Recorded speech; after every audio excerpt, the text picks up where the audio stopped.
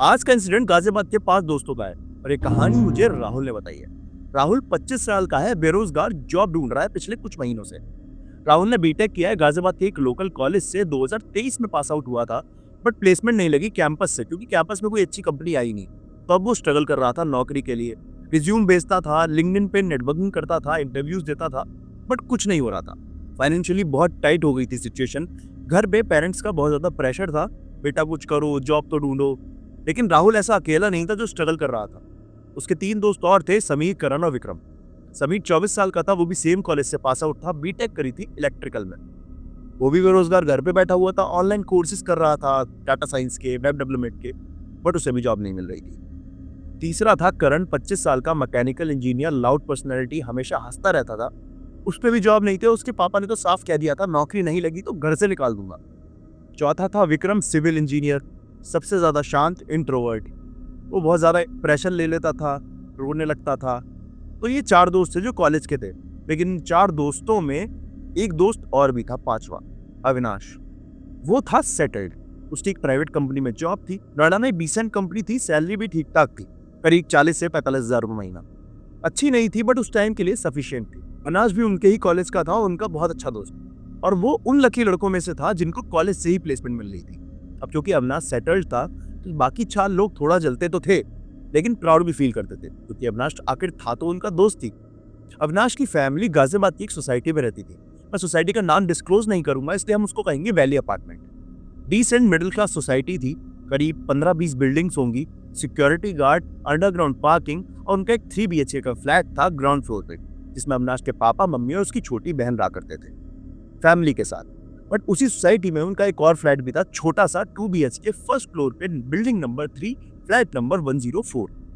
ये फ्लैट था अविनाश के पापा का। उन्होंने कुछ साल पहले खरीदा था, इन्वेस्टमेंट के लिए, खाली पड़ा हुआ था।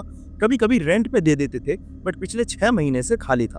अगस्त 2024 में अविनाश ने अपने पापा से बोला, पापा मैं उस फ्लैट में शिफ्ट होना चाहता हूँ, मुझे अपनी प्राइवेसी चाहिए, अकेले रहने का मन करता है।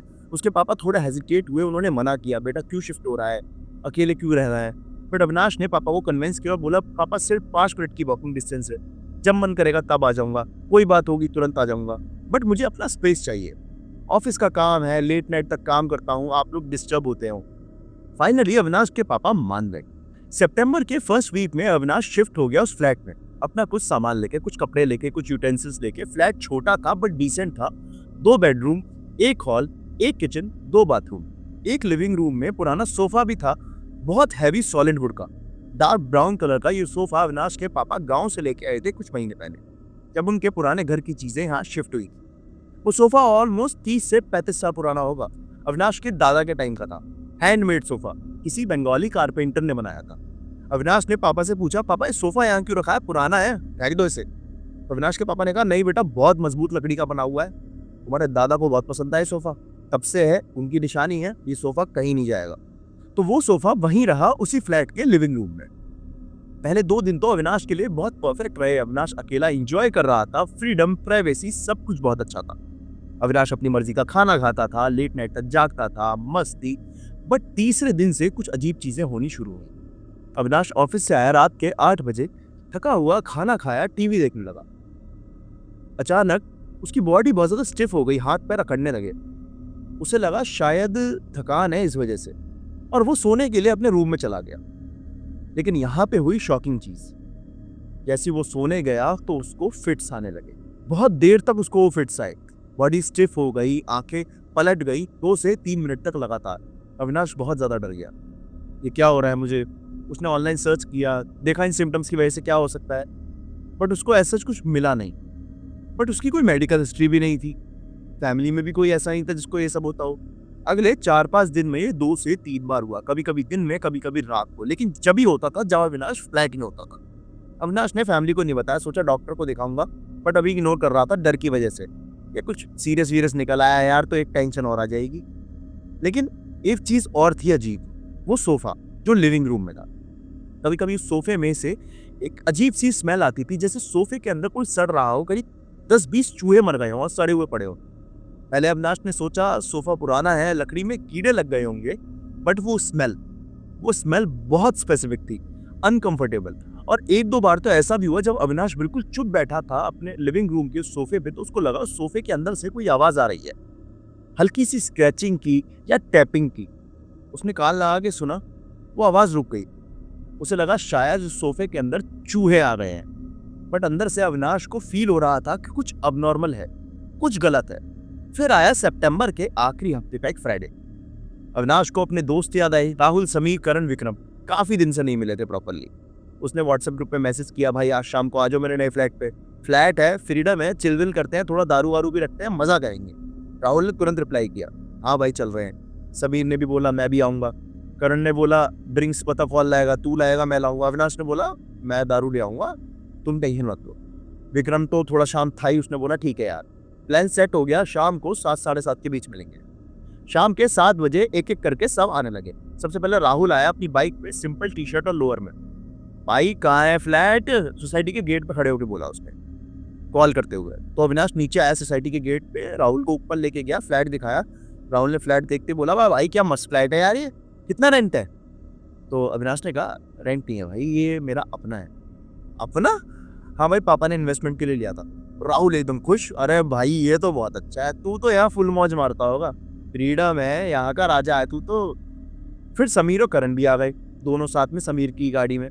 करण के हाथ में एक कैरी बैग था, तो अविनाश ने करण के हाथ से कैरी बैग लिया, बैग खोला, देखा उस बैग के अंदर 2 बोतल ओल्ड मॉन्क और कुछ चिप्स, नमकीन, चकना वगैरह। अविनाश बोला भाई वाह, फुल तैयारी करके आया है। और थोड़ी देर बाद विक्रम भी आ गया, 7:30 8 बजे के करीब। ऑटो से आया था, थोड़ा शाय था, अंदर आया, चुपचाप आके बैठ गया। सब लोग ये अंदर कमरे में बैठे हुए थे। जब ये सब अंदर बैठे हुए थे तो राहुल ने बोला भाई तेरा सोफा बहुत बढ़िया लग रहा है यार। तो अविनाश ने कहा हाँ भाई, पापा ने मंगवाया था, गांव का सोफा है, दादाजी के टाइम का है, 35-40 साल पुराना है, मस्त स्ट्रांग है एकदम। करण ने कहा भाई ये सोफा वोफा छोड़ो, बोतल्स निकालो।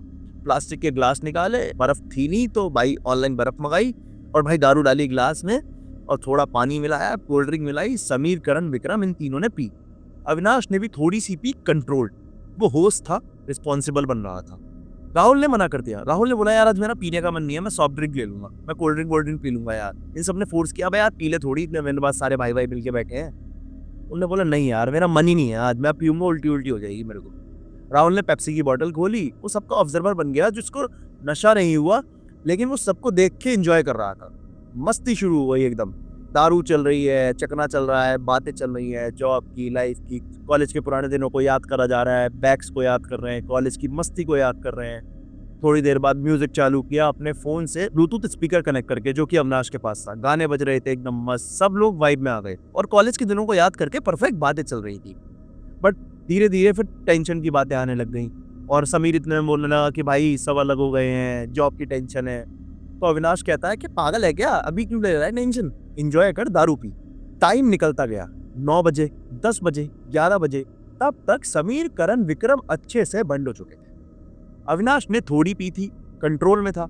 राहुल बिल्कुल सोबर था, वो सबका ऑब्जर्वर था, म्यूजिक सुन रहा था, बात कर रहा था, और मूड सबका बहुत अच्छा था, कोई दिक्कत नहीं थी। बट अगले 1 घंटे में सब कुछ बदलने वाला था।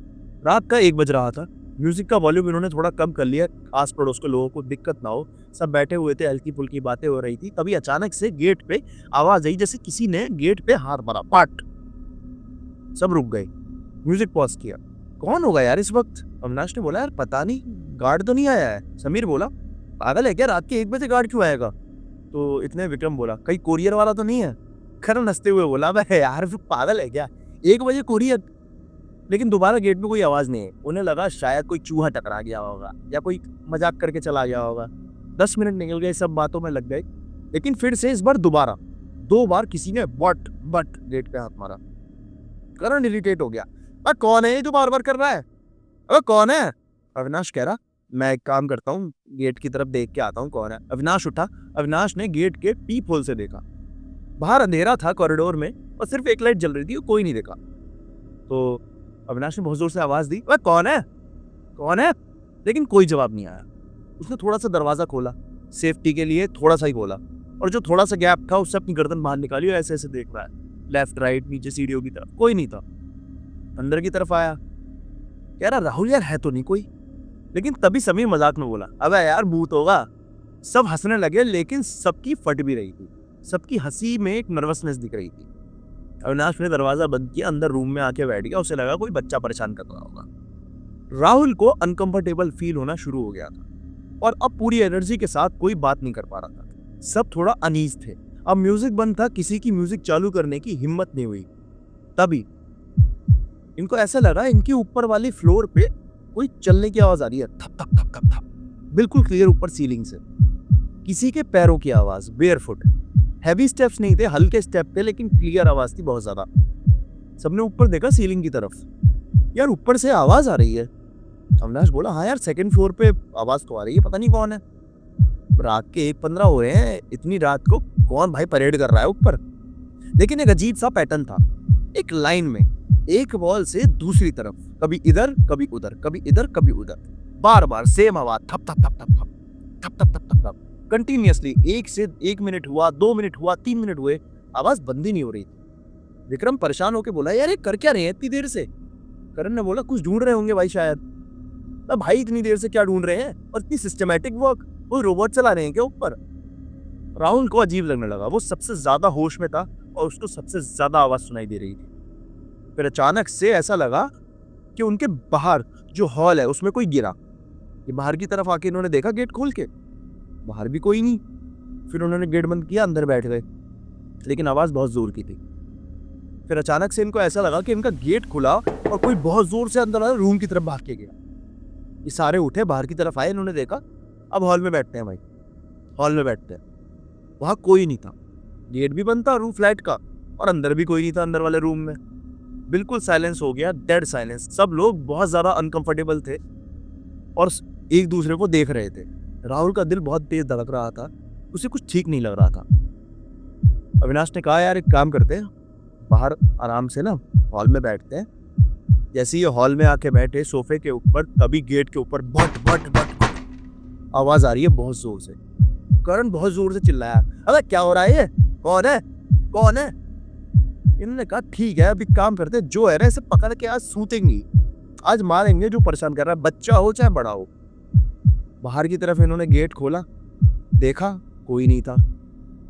लेफ्ट देखा, राइट देखा, सीढ़ियों की तरफ देखा, अबे कौन है, कौन है, कौन मजाक कर रहा है, कौन मजाक कर रहा है। पूरे कॉरिडोर में आवाज गूंज रही थी, पूरी बिल्डिंग में आवाज गूंज रही थी। सब लोग बाहर की तरफ खड़े हुए थे, देख रहे थे। तो फिर राहुल को कुछ सुनाई दिया, भागते हुए तेज फुटस्टेप्स, और जो स्टेयर से नीचे की तरफ जा रहे थे। अविनाश, अविनाश कोई भाग रहा है नीचे, भाई कोई भाग रहा है। अविनाश भी भागते हुए आया। इन्होंने सीढ़ियों की तरफ देखा, वहां सिर्फ अंधेरा, एक बल्ब जल रहा था नीचे, बट आवाज साफ थी, कोई तो भागा है नीचे की तरफ। जैसे ही ये स्टेयर्स के पास पहुंचे, धीरे धीरे फुटस्टेप्स की आवाज कम हो गई और फिर बंद हो गई। अविनाश बोला, भाई कोई पक्का ना हमसे मजे लेगा है। राहुल ने बोला, यार एक काम कर, सोसाइटी के गार्ड से पूछते हैं। अविनाश ने फोन निकाला, कॉल किया। अबे भाई गार्ड साहब क्या दिक्कत है, कौन है जो ऊपर आके हमारा गेट बजा रहा है बार बार, क्यों परेशान करवा रहे हो। गार्ड को नींद आ रही थी, गार्ड नींद की आवाज बोला, साहब मैं तो गेट पे हूँ, कोई नहीं आया।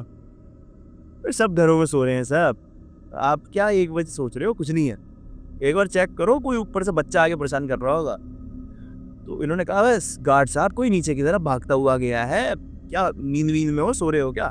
अरे सर सच बोल रहा हूँ, कोई नहीं है नीचे, मैं बैठा हूँ ना यहाँ, कोई नहीं है, एक भी आदमी नहीं आया। अविनाश ने कॉल कट किया। राहुल, करण, विक्रम, अविनाश सब बाहर खड़े हुए हैं। तभी अचानक से जैसे ही फ्लैट के अंदर की तरफ देखते हैं, इन्हें दिखाई देता है कोई खड़ा हुआ है फ्लैट के अंदर, और फ्लैट के अंदर इनकी डिम लाइट्स थी। एक लड़का, यंग, 25-26 साल का, उसका चेहरा एकदम सफेद। राहुल की सांसें रुक गई। वो चेहरा नॉर्मल नहीं था, उसकी स्किन पीली पीली हो रखी थी, ऑलमोस्ट ग्रे। आंखें बहुत बड़ी बड़ी, अननेचुरल बड़ी, पीली, और मुंह थोड़ा सा खुला हुआ, जॉ नीचे लटका हुआ, दांत दिख रहे थे, और उसके जो नीचे पैर थे ना, वो अजीब से थे, जैसे सड़े हुए हो। उनकी हालत खराब हो गई। जैसे ही भाई राहुल ने देखा, अविनाश को बोला, भाई अविनाश देख देख देख, इनकी हालत खराब। सब ने वो फिगर देखा, सबको वो फिगर दिखाई दिया, और वो सब लोग हड़बड़ाते हुए गेट वेट को बिना बंद करे जैसे तैसे गेट को खींच के नीचे की तरफ सीढ़ियों से भागे, और जैसे तैसे अंडरग्राउंड पार्किंग में पहुंच गए। गेट भी नहीं लगाया। राहुल के हाथ कांप रहे थे, राहुल पूरा कांप रहा था। भाई क्या था वो, क्या था भाई। अविनाश की भी हालत खराब, पता नहीं भाई, पता नहीं वो क्या था। समीर, करण, सबकी हालत खराब, विक्रम की भी हालत खराब, सब शॉक, सब डरे हुए। जैसे ये नीचे अंडरग्राउंड पार्किंग में पहुंचे, उनकी सबकी सांसें फूल रही थी क्योंकि इतनी तेज भाग के आए हुए थे और राहुल तो बहुत जोर जोर से हनुमान चालीसा चिल्ला चिल्ला के पढ़ रहा था। रात के 1:30 से 2 बजे के बीच का टाइम था और पार्किंग में कोई नहीं था, सिर्फ गाड़ी ही गाड़ी में। अविनाश ने कहा भाई भागते हैं यहाँ से, गाड़ी निकालते हैं, कहीं चलो, पहले सोसाइटी से बाहर निकलो। हाथ कांप रहे हैं सबके, समीर, करण, विक्रम, वो भी तीनों बहुत डरे हुए हैं, उनका तो सारा नशा उतर गया था। करण तो फूट फूट के रो रहा था, भाई क्या था वो, क्या था, क्या था वो चेहरा। विक्रम खामोश शौक में, समीर के हाथ कांप रहे थे, भूत भूत भूत, पक्का भाई भूत, पक्का भाई भूत। अविनाश ने अपनी जेब में हाथ डाला गाड़ी की चाबी निकालने के लिए, लेकिन जेब खाली। चाबी कहाँ है? चाबी रह गई ऊपर टेबल पे, उस टेबल पे जहां वे बैठ के दारू पी रहे।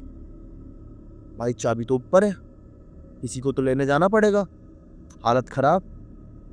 राहुल ने हिम्मत की कि भाई मैं जाता हूँ चाबी लेने। अविनाश ने बोला रुक, अकेले नहीं जाएगा, हम दोनों साथ चलते हैं। वो दोनों साथ ऊपर की तरफ गए और करण, विक्रम, समीर नीचे पार्किंग में रुके सेफ साइड के लिए। और जब करण, समीर और विक्रम नीचे पार्किंग में थे, गाड़ी के बोनट के पास खड़े हुए थे, तभी तीनों को अपने से करीब 100 मीटर दूर एक पिलर के पास कुछ अंधेरे में कुछ खड़ा हुआ दिखाई दिया, एक शैडो सी दिखाई दी।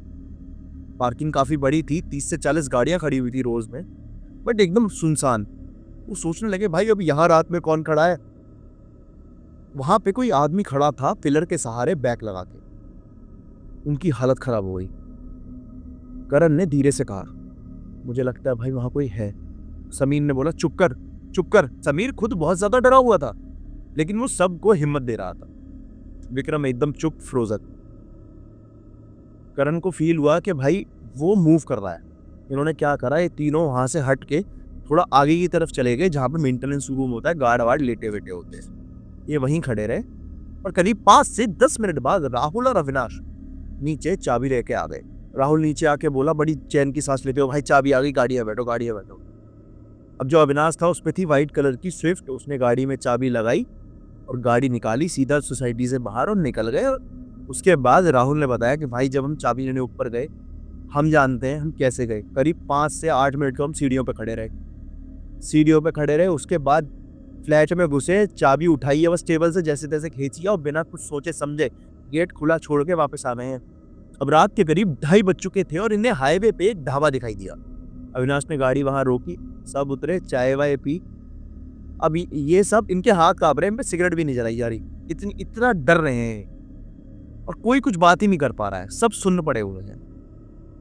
बस इन्हें ऐसा लग रहा है कि यार वो था क्या, उस फ्लैट में ऐसा था क्या। फिर अविनाश ने इनको बताया कि यार मेरे को भी ना कुछ दिन उस फ्लैट में ना बहुत अजीब महसूस हुआ। मैंने किसी को बताया नहीं, लेकिन अब तुम्हें बता रहा हूँ, मुझे उस फ्लैट में फिट्स आते थे। अविनाश की ये बात सुन के उसके 4 दोस्तों की हालत खराब हुई। उन्होंने कहा भाई इस बारे में बात ही नहीं करनी। सुबह के 6 बज गए, जैसे तैसे घर पहुंचे, कोई भी रात भर नहीं सोया। राहुल ने बोला कि भाई घर चलो, जैसे तैसे अपने घर पहुंचे। अविनाश ने गाड़ी चलाई, सबको एक एक करके ड्रॉप किया, पहले विक्रम, फिर करण, फिर समीर, लास्ट में राहुल। राहुल ने अविनाश से कहा कि यार तू बिलीव करता है जो हमने देखा वो सच था? अविनाश कह रहा है यार मुझे लग रहा है वो सच था, तुझे क्या लगता है राहुल? राहुल ने कहा भाई मैं सच बताऊं ना, मैं नशे में ही था और मुझे बहुत अच्छे से पता है वहां पे कुछ था, वहां पे बहुत अच्छे से कुछ था।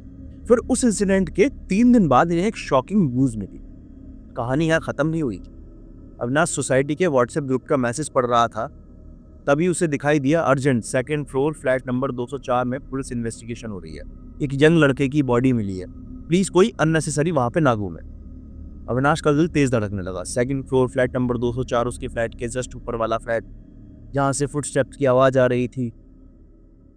भाई उसकी हालत खराब हो गई। अविनाश ने तुरंत राहुल को कॉल किया और बताया राहुल सुन, ऊपर वाले फ्लैट में डेड बॉडी मिली है। राहुल शॉक्ड, क्या हुआ? हाँ भाई पुलिस आई है, मैं जा रहा हूँ देखने, मैं अभी आता हूँ, बताता हूँ तेरे को।